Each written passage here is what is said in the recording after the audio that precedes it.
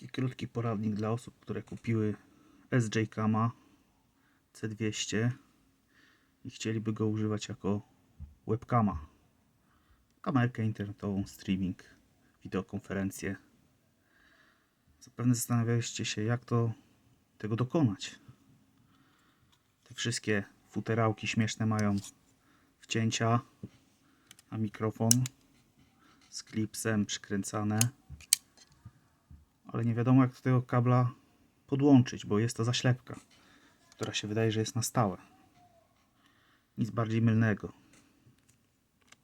Odchylamy. No, troszeczkę siły trzeba użyć. Za pierwszym razem, jak to się ściąga, to jednak trochę jest ciężko zrobić. Odginamy. Proszę. Pin. Zaczep, wszystko całe, nic popękane.